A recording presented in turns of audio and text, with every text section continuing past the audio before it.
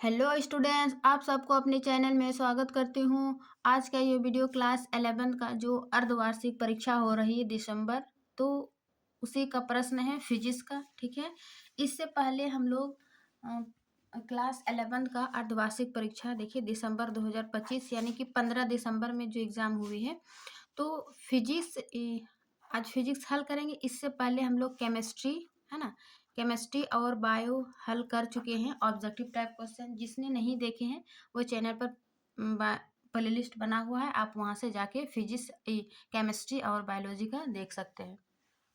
ठीक है, देखिए कक्षा 11 अर्धवार्षिक परीक्षा दिसंबर 2025 फिजिक्स यानी कि भौतिक शास्त्र। इसमें जो है पूर्णांक 100 मार्क्स है, जिसमें क्वेश्चन का जो पैटर्न है वो दो भाग में बटा हुआ है। ठीक है, सेक्शन ए में क्या है, ऑब्जेक्टिव टाइप क्वेश्चन, जिसमें 1 से 80 तक वस्तुनिष्ठ प्रश्न है ना, और बनाना कितना है 50 क्वेश्चन, जिसमें प्रत्येक प्रश्न के जो मार्क्स है वो 1 अंक मिलेगा, और इस प्रकार यहाँ पर 50 अंक मिल जाता है, यानी कि 80 में 80 ऑब्जेक्टिव में आपको 50 बनाना है। ठीक है, और दूसरा है सब्जेक्ट सेक्शन बी में शॉर्ट आंसर टाइप क्वेश्चन। इसमें 15 जो है वो शॉर्ट आंसर टाइप क्वेश्चन बनाना है था, और प्रत्येक प्रश्न 2 अंक का, और इस प्रकार 30 अंक यहाँ से मिल गया। उसके बाद दूसरा सेक्शन बी में है लॉन्ग आंसर टाइप क्वेश्चन। ठीक है ना, लॉन्ग आंसर टाइप क्वेश्चन, जिसमें 4 प्रश्न बनाना होता है, और प्रत्येक प्रश्न का अंक जो है वो 5 अंक मिलेगा। इस प्रकार यहाँ से 20 और यहाँ 30। ठीक है, शॉर्ट आंसर टाइप में तो 50 हो गया, और इधर ऑब्जेक्टिव में 50, तो पूर्णांक 100 हो गया। ठीक है ना, तो आज हम इसका कंप्लीट यानी कि 1 से 80 तक वस्तुनिष्ठ प्रश्न ऑब्जेक्टिव टाइप क्वेश्चन हल करेंगे। आप लोग देखिए, ठीक है ना। तो चलिए बिना देरी के शुरू करते हैं। आज का पहला प्रश्न कह रहा है कि संख्या 2025 में कितने सार्थक अंक है ना। सार्थक अंक क्या होता है, यानी कि जो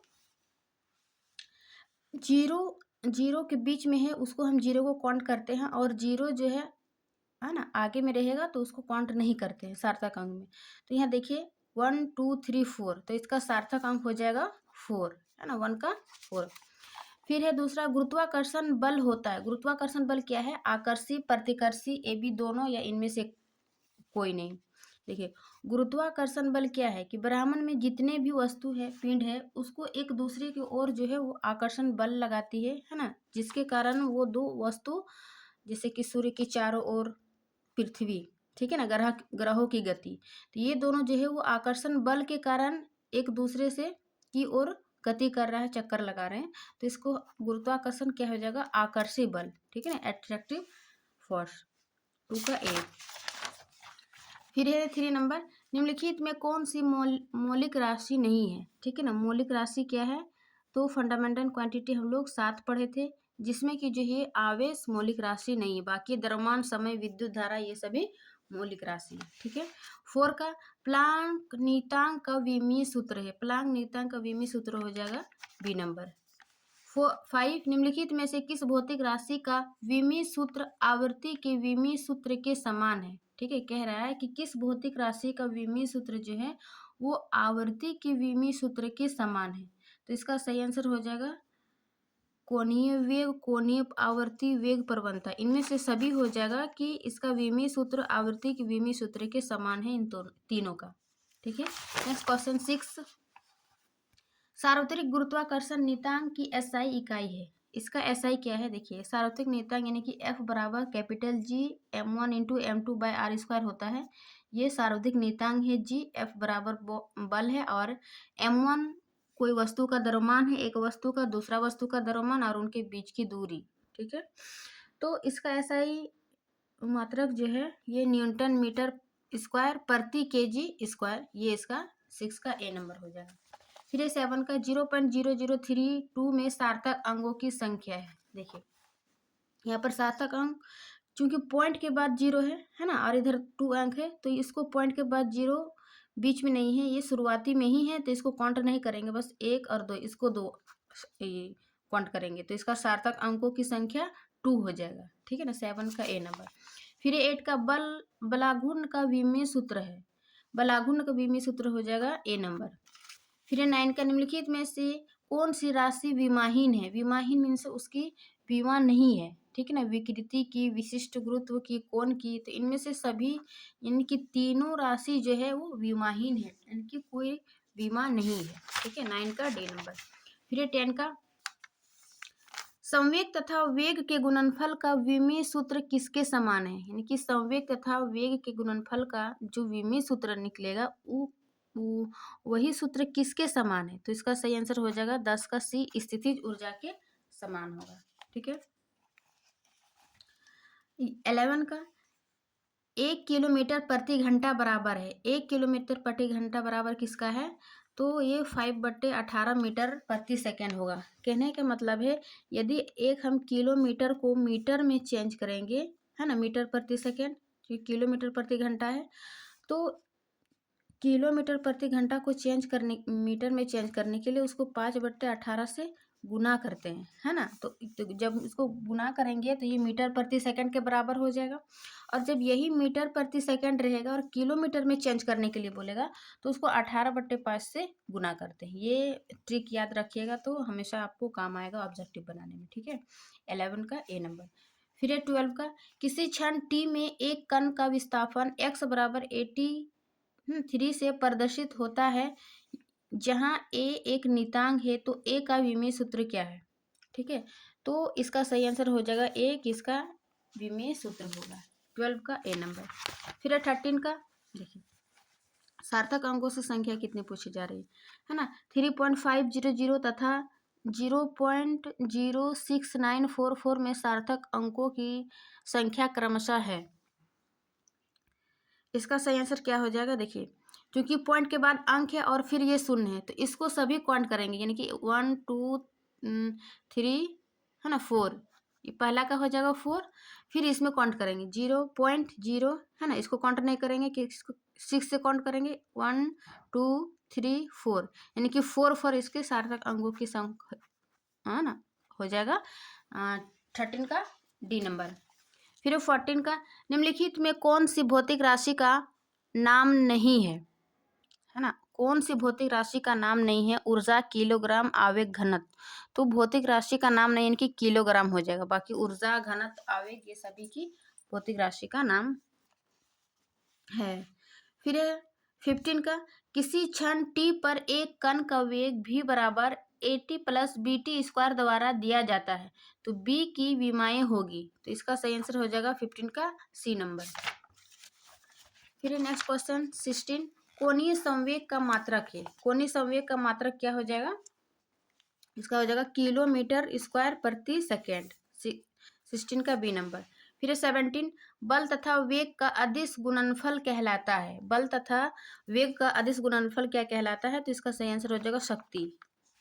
फिर 18, निम्नलिखित में कौन सी राशि सदिश नहीं है? ठीक है ना, कौन सी राशि सदिश नहीं है? तो चाल जो है वो अदिश है, बाकी संवेग, विस्थापन, त्वरण ये सभी क्या है? सदिश है, ठीक है।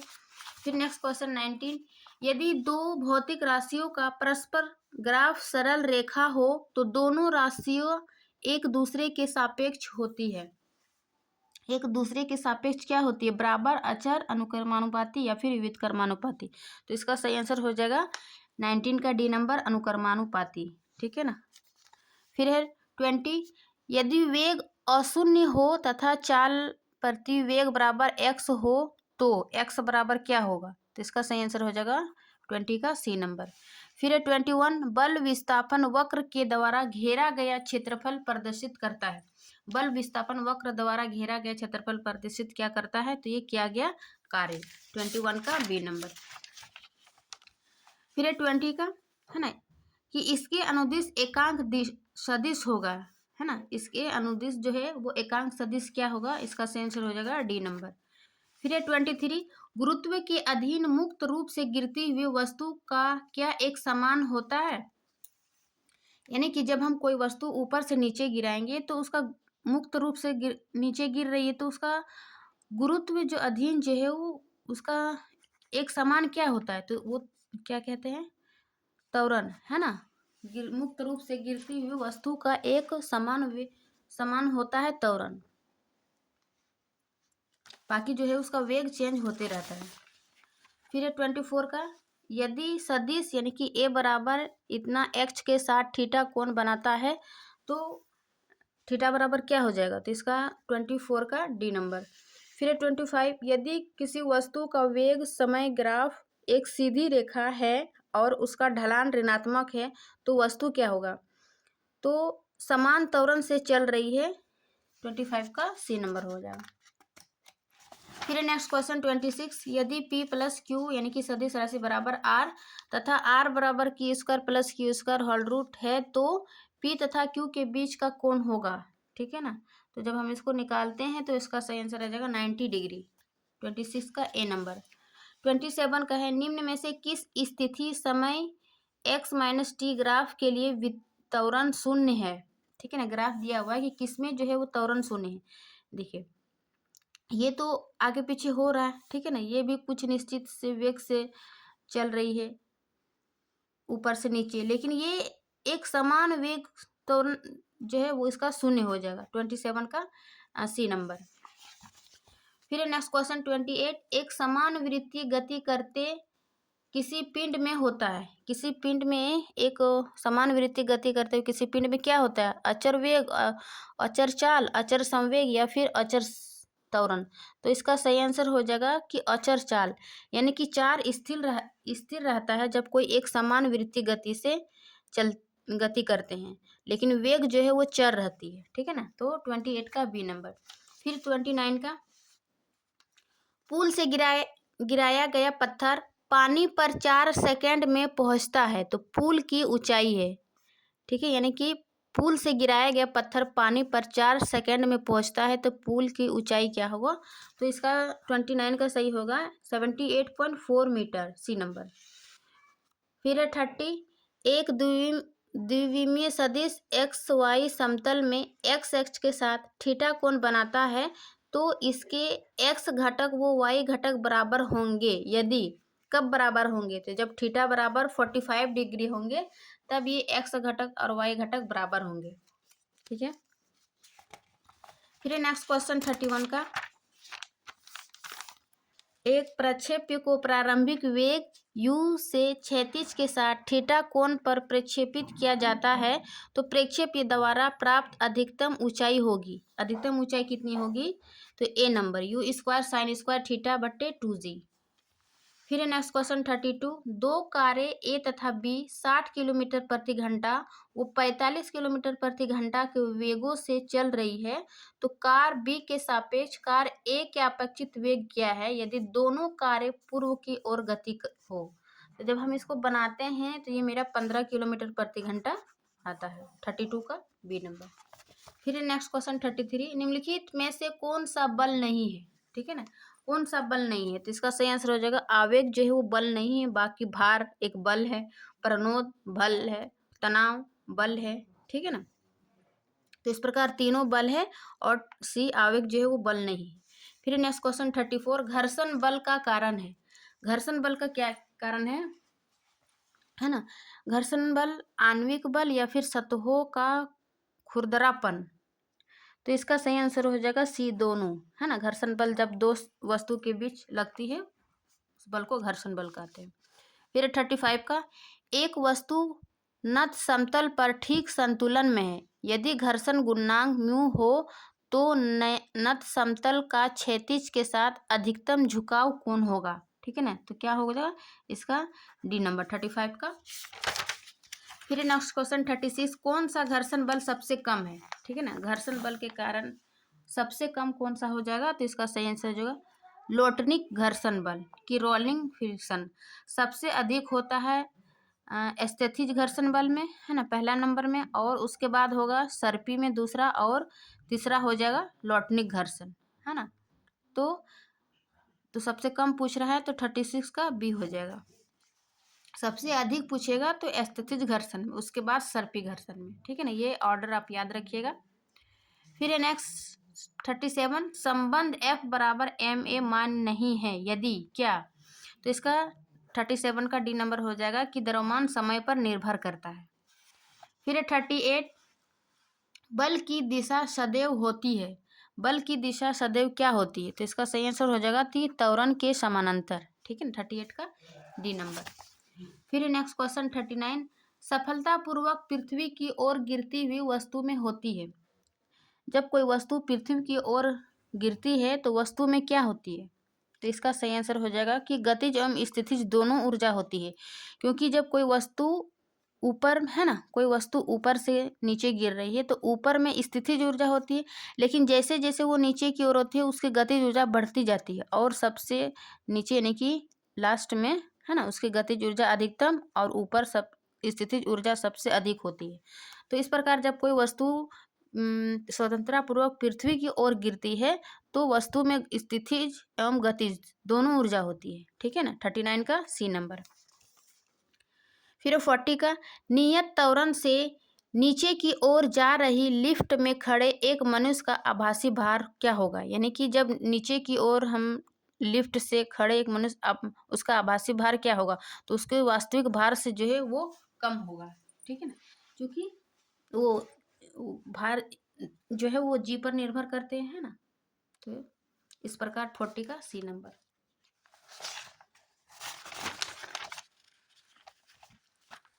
फिर 41 का, यदि किसी पिंड पर बाह्य बल शून्य हो तो उसका, यदि किसी पिंड पर बाह्य बल शून्य हो तो उसका क्या हो जाएगा? तो इसका सही आंसर हो जाएगा कि त्वरण शून्य होगा। 41 का बी नंबर। फिर नेक्स्ट 42, एम द्रव्यमान की वस्तु स्थिर अवस्था से मुक्त रूप से गिरती है, इस वस्तु का संवेग कितना होगा जब वह h दूरी तक नीचे गिरती है? ठीक है, तो इसका सही आंसर हो जाएगा 42 का सी नंबर। 43, यदि एक समान वृत्तीय गति करते किसी पिंड की चाल दोगुनी कर दी जाए, चाल को क्या कर रहे हैं कि दोगुनी कर दी जाए तो समान त्रिज्या के वृत्तीय पथ पर पिंड पर लगने वाला अभिकेंद्र बल होगा। तो इसका अभिकेंद्र बल क्या हो जाएगा? चौगुना हो जाएगा, है ना, 4 गुना। 43 का बी नंबर। फिर 4 का, एक पिंड अचर चाल से गतिमान है तो इसमें त्वरण संभव है। कहने का मतलब एक पिंड अचर चाल से गतिमान है तो इसमें त्वरण संभव है। क्या संभव है? तो ये वृत्तीय गति में। 44 का बी नंबर। फिर नेक्स्ट क्वेश्चन 45, दो द्रव्यमानों m1 तथा m2 की गतिज ऊर्जाएं बराबर है तो उनके रेखीय संवेग का अनुपात होगा, उनके रेखीय संवेग का अनुपात क्या होगा? 45 का ए नंबर। ठीक है। फिर नेक्स्ट क्वेश्चन 46, एक पिंड r त्रिज्या के एक वृत्त में एक समान चाल v से घूम रहा है तो स्पर्श रेखीय त्वरण है, स्पर्श रेखीय त्वरण क्या हो जाएगा? इसका शून्य हो जाएगा। 46 का डी नंबर। फिर नेक्स्ट क्वेश्चन 47, निम्न में से कौन सा संरक्षी बल नहीं है? कौन सा संरक्षी बल नहीं है? तो इसको ये जो घर्षण बल है ये संरक्षी बल नहीं है, बाकी सभी बल संरक्षी बल है। ठीक है। 48, यदि किसी वृत्तीय पथ पर किसी कण के नियत कोणीय वेग के लिए पथ की त्रिज्या दोगुनी कर दी जाए तो रेखीय वेग होगा। रेखीय वेग क्या हो जाएगा? तो इसका सही आंसर हो जाएगा डबल हो जाएगा, है ना, दोगुना। 49, क्रमशः K1 तथा K2 स्प्रिंग नियतांक वाली दो स्प्रिंगों A और B को समान लंबाई तक खींचा जाता है तो इसमें संचित स्थितिज ऊर्जाओं का अनुपात क्या हो जाएगा? ठीक है, तो 49 का सही हो जाएगा डी नंबर, K1 बट्टे K2। फिर नेक्स्ट क्वेश्चन 50, किसी वस्तु पर किया गया कार्य किस पर निर्भर नहीं करता, यानी कि जब कोई वस्तु पर कार्य किया गया है तो किस पर निर्भर नहीं करता है? तो वस्तु का प्रारंभिक वेग इस पर निर्भर नहीं करता है, बाकी जो आरोपित बल लग रहा है, विस्थापन और बल के बीच का कोण, ये सभी निर्भर करता है। फिर है 51, रेखीय संवेग का आघूर्ण कहलाता है, रेखीय संवेग का आघूर्ण क्या कहलाता है? तो इसका सही आंसर हो जाएगा बलाघूर्ण, बी नंबर। सॉरी, रेखीय संवेग का आघूर्ण कहलाता है, इसका कोणीय संवेग हो जाएगा। 51 का ए नंबर।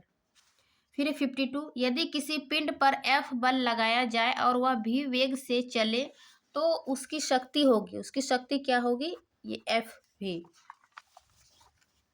फिर नेक्स्ट क्वेश्चन 53, शक्ति का SI मात्रक, शक्ति का SI मात्रक क्या हो जाएगा? ये वाट, और वाट का जो जूल प्रति सेकंड से, है ना। फिर 55, एक अश्व शक्ति बराबर कितनी होती है? तो ये 746 वाट। ये त्रैमासिक एग्जाम में भी पूछा गया था, क्लास 11 में। फिर है 55 का, यदि एक पिंड t सेकेंड में अपना वेग 0 से u कर लेता है तो उसकी औसत शक्ति होगी। तो इसकी औसत शक्ति कितनी होगी? 55 का डी नंबर, है ना। फिर इसका नेक्स्ट क्वेश्चन 56 का कि 10 केजी द्रव्यमान के तुल्य ऊर्जा का मान है। 10 केजी द्रव्यमान के तुल्य ऊर्जा का मान क्या हो जाएगा? तो इसका सही आंसर हो जाएगा 9.10 × पावर 17 और, ठीक है। फिर 57 घर्षण के विरुद्ध किसी पिंड द्वारा किया गया कार्य हमेशा किसके रूप में परिमाणित होता है? तो इसका सही आंसर हो जाएगा सी नंबर, गतिज ऊर्जा की हानि में। नेक्स्ट क्वेश्चन 58 प्रत्यास्थ संघट्ट में, है ना, कि इलास्टिक कोलिजन में क्या होता है? तो इसका सही आंसर हो जाएगा संवेग तथा गतिज ऊर्जा दोनों संरक्षित रहते हैं। 58 का सी नंबर। फिर नेक्स्ट क्वेश्चन 59 कोई पिंड जो आरंभ में विरामावस्था में है अचर त्वरण से एक विमीय गति करता है, तो इसको किसी समय t पर दी गई शक्ति अनुक्रमानुपाती है। किसके अनुक्रमानुपाती है? तो इसका सही आंसर हो जाएगा 59 का ए, यानी t के अनुक्रमानुपाती है। फिर नेक्स्ट क्वेश्चन 60 पूर्णतः अप्रत्यास्थ संघट्ट के लिए प्रत्यास्थान गुणांक ई होगा। ई क्या हो जाएगा? तो इसका सही आंसर हो जाएगा ई बराबर 0। फिर 60 का बी नंबर। 61 का यदि m द्रव्यमान के किसी पिंड को पृथ्वी तल से h ऊंचाई तक ले जाया जाता है तो किया गया कार्य होगा। किया गया कार्य क्या हो जाएगा? तो इसका mgh। 62 वृत्तीय गति से अभिकेंद्र बल द्वारा कृत कार्य होगा। क्या हो जाएगा इसका? तो इसका 0 हो जाएगा।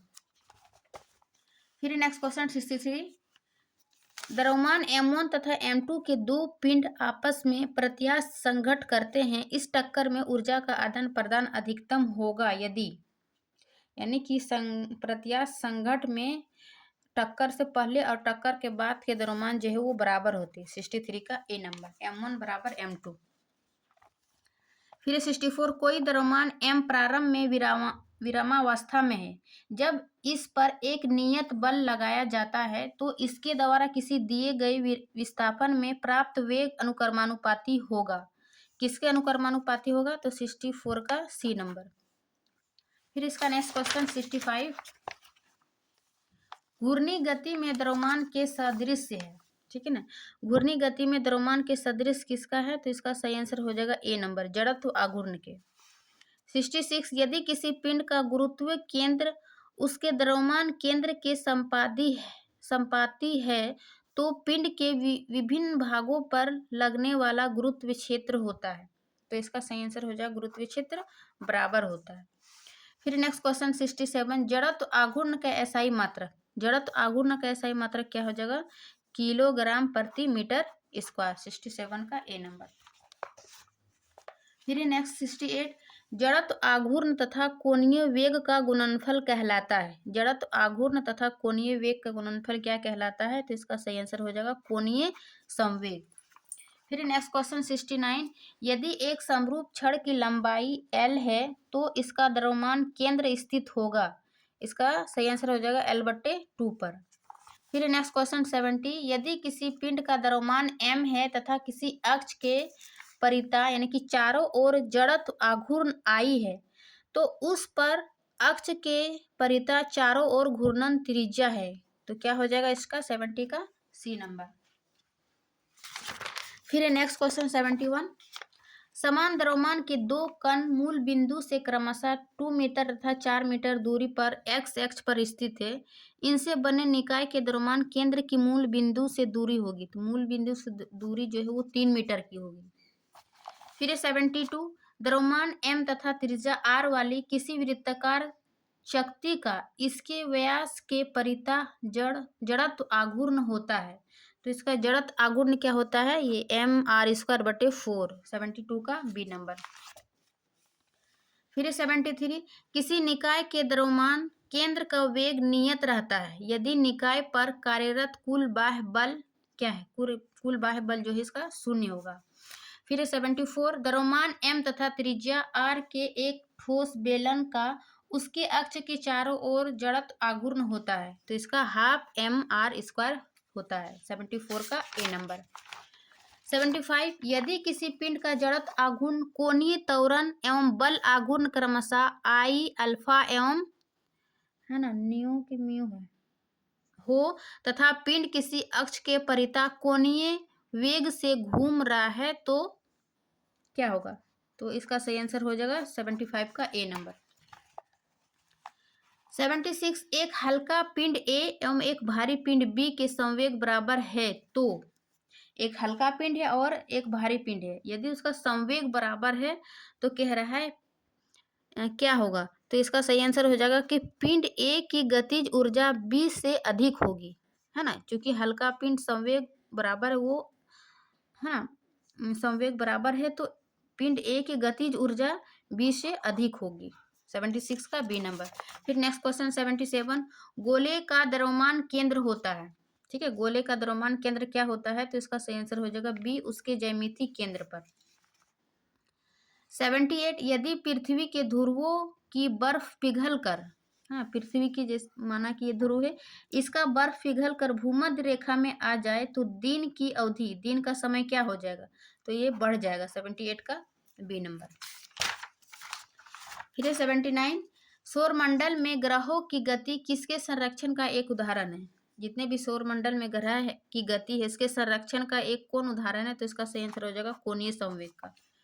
फिर नेक्स्ट क्वेश्चन आ रहा है, ये आज का 80 क्वेश्चन लास्ट है फिजिक्स का। घूर्णन गतिज ऊर्जा के जड़त्व आघूर्ण आई एवं कोणीय वेग में संबंध होता है, तो इसका सही आंसर हो जाएगा ये डी नंबर 80 का, ठीक है ना। तो इस प्रकार जो हम फिजिक्स का 80 क्वेश्चन, है ना, हल किए यहाँ पर, ठीक है, 80 क्वेश्चन हल किए। तो आप चाहे क्लास 11 में हो या फिर आप किसी भी एग्जाम के लिए फिजिक्स पढ़ रहे हैं तो ये ऑब्जेक्टिव क्वेश्चन आपके लिए काफ़ी हेल्पफुल रहेगा, ठीक है। तो कक्षा 8, 11 अर्धवार्षिक दिसंबर फिजिक्स जो कि हम कंप्लीट ऑब्जेक्टिव हल किए, ठीक है। आशा करती हूँ कि ये वीडियो जो है वो अच्छी लगी होगी। अच्छी लगी तो लाइक एंड सब्सक्राइब ज़रूर करिए। मिलते हैं इसके नेक्स्ट क्लास में, तब तक के लिए थैंक यू।